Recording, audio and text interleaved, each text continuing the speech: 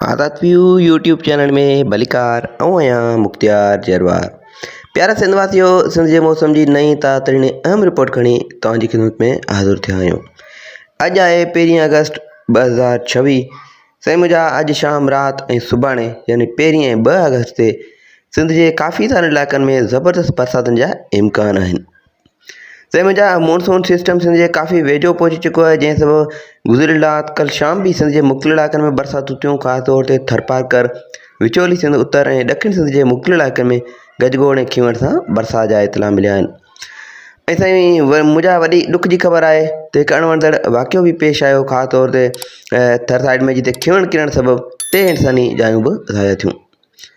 सो साईं वधीक हाणे ॻाल्हि कजे बरसाती हवाले सां त हिन सिस्टम मां अॼु शाम राति दौरान मीरपुरख़ास डिवीज़न जा मुख़्तलिफ़ इलाइक़ा ज़बरदस्त बरसाति जी लपेट में अची वेंदा।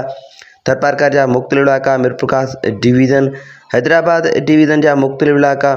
हाणे हर नंढे वॾे शहर इलाइक़े ज़िले जो नालो वठण बि मुश्किल आहे, तो सम्झो त हैदराबाद ऐं मीरपुरख़ास डिवीज़न जा अक्सर इलाइक़ा बरसाति जी लपेट में रहंदा। इन खां अलावा ठठा, सुजावल ऐं कराची डिवीज़न जा बि मुख़्तलिफ़ इलाइक़ा बरसाती ककरनि जी लपेट में रहंदा। किथे हल्की त किथे विचोली बरसाति थींदी।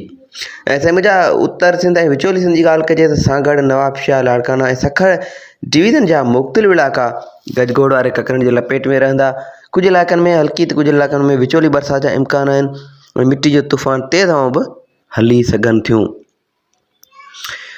वधीक ताईं ॻाल्हि कजे त बरसाति जी मिक़दार जी, त मिक़दार से बरसातूं 100 खां 150 मिलीमीटर ताईं कुझु इलाइक़नि में, कुझु इलाइक़नि में 15 खां 20 मिलीमीटर ताईं बरसातूं पइजी सघनि थियूं। बरसाति जो ख़ासि जेको फोकस आहे उहो मीरपुरख़ास, सागड़, नवाबशाह जा इलाइक़ा आहिनि ऐं इन खां अलावा थरपारकर आहे ऐं बदीन डिस्ट्रिक्ट, हैदराबाद डिवीज़न जा कुझु इलाइक़ा हिन बरसाति जे ख़ासि फोकस में आहिनि।